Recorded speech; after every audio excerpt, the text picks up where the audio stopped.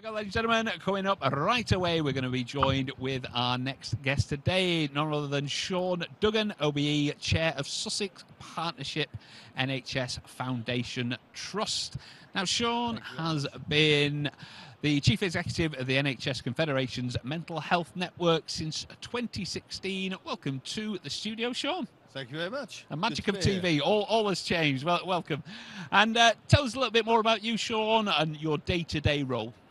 Yeah, so it's all change actually, because until last week I was Chief Executive of the Mental Health Network for the NHS Confederation. Yeah. So part of the family. And I'm now Chair of Sussex Partnership Foundation Mental Health Trust.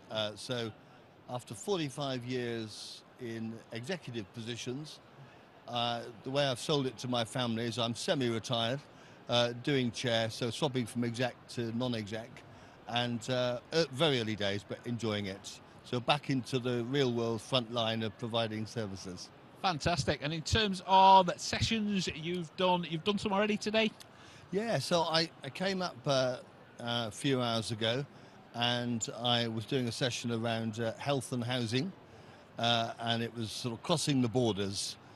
So it's really examining integration and how integration can work, and wise tips from me about the best approaches for that. The great thing about that session, in my view, was that I think for all of the previous years, we've had dedicated mental health sessions, and they're important. It's important to shine a light on mental health issues. But this was the first one whereby the mental health focus was around general health. So, okay. so the session explored diabetes in hospitals, people with housing.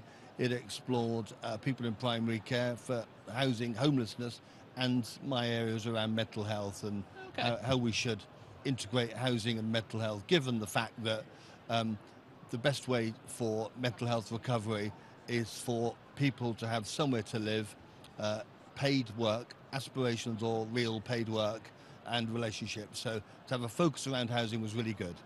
And why do you think there's been the shift this year, like you say, from going from dedicated sessions? Is it more about that overall integrated care policy? Is that the reasoning? So yeah, and it's it's quite good because I'm now in a mental health provider trust, but I'm in my system. It's my system, as well as the chair and chief executive of the ICB.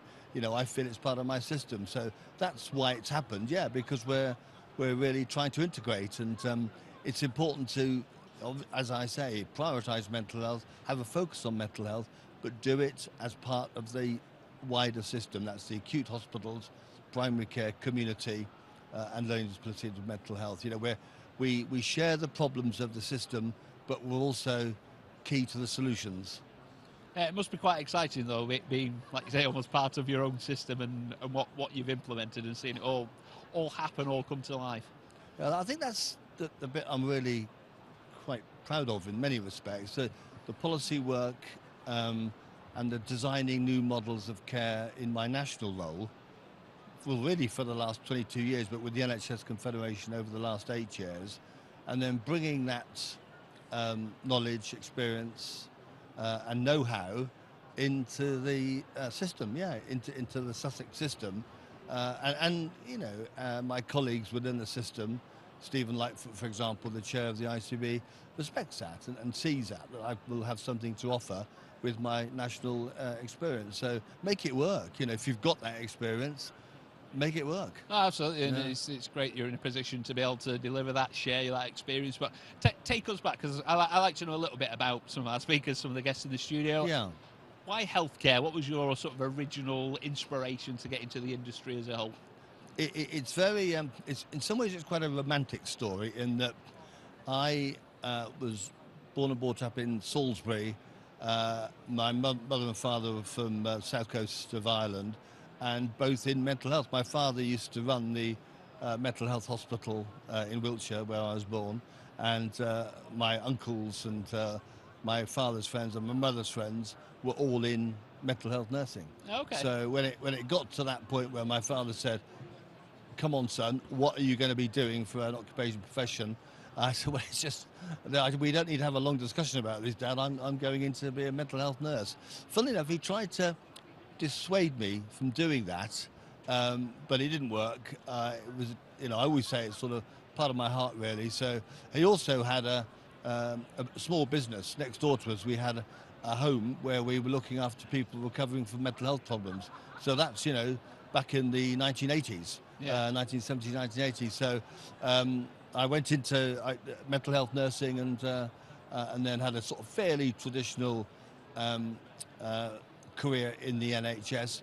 But I did spend 10 years in the voluntary sector. I worked for a think tank and research institution in mental health called the Sainsbury Centre for Mental Health. I ran that for a while, and that was one of my great proud moments in life. Fantastic. Wise man. As I say, you've got a lot of years of experience in terms of you've probably seen changes in the NHS. If people are, it's interesting. You said your dad tried to dissuade you from it. If someone was looking to get into being a mental health nurse, getting into that sort of sector, what would you say to them? Yeah, go do it, go for it. And I really could. My father died many years ago. I can't ask him why he just tried to dissuade me. But fathers are not always right. Not always right. And on this occasion, he wasn't. No, I encourage my daughter, encourage my son too, and I've got grandchildren now. Yeah, when friends of mine come to me and say, look, my son's not sure, daughter, should he go into psychiatric nursing? I'm very pro it.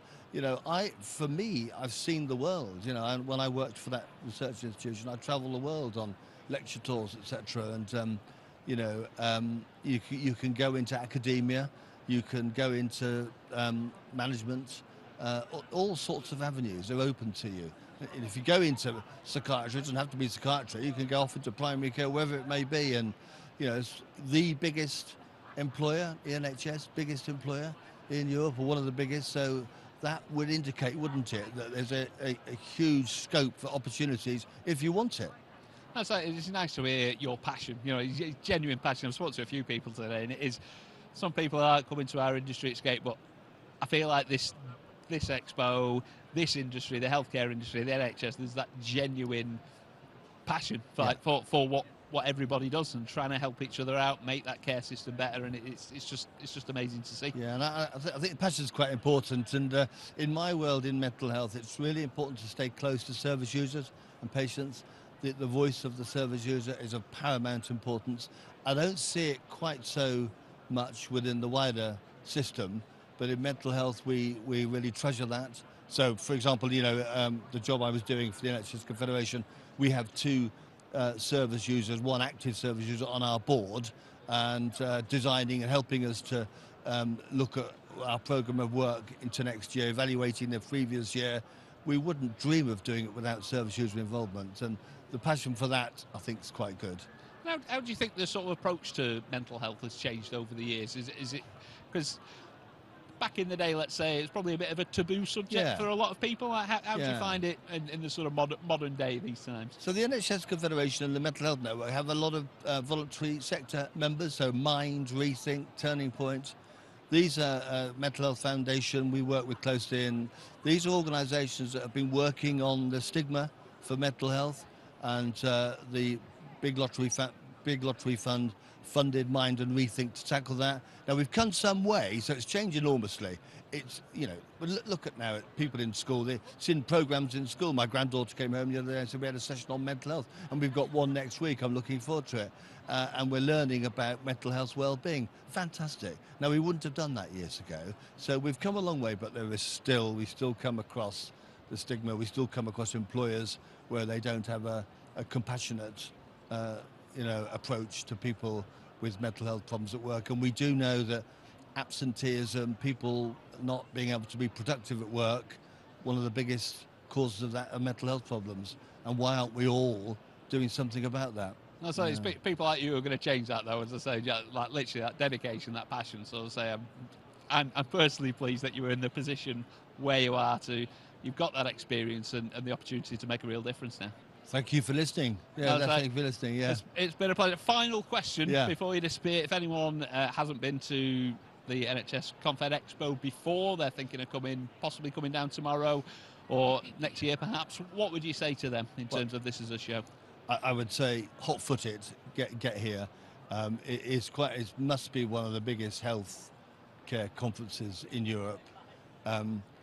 the content is very good, and I've been watching my colleagues plan this for over a year. A lot of work goes into it. We've got some excellent speakers, but if any of that didn't work out, which it will, just the networking opportunity. You can't do your job in health, the complex area of health social care, as a leader. You can't do it without knowing people and building up relationships based on trust and respect. You can do a bit of that here at the conference because you'll see people. I've seen people that I wouldn't see, but I need to do business with on a regular basis. Yeah, so get here. It's well worth your time. Brilliant. Well worth Sean, your time. thank you very much for your time. It's been an absolute pleasure. Thank you very much for coming into the studio and talking to us. Lovely. Thank you very much. There you go. That was Sean Duggan OBE there talking to us live in the speaker studio.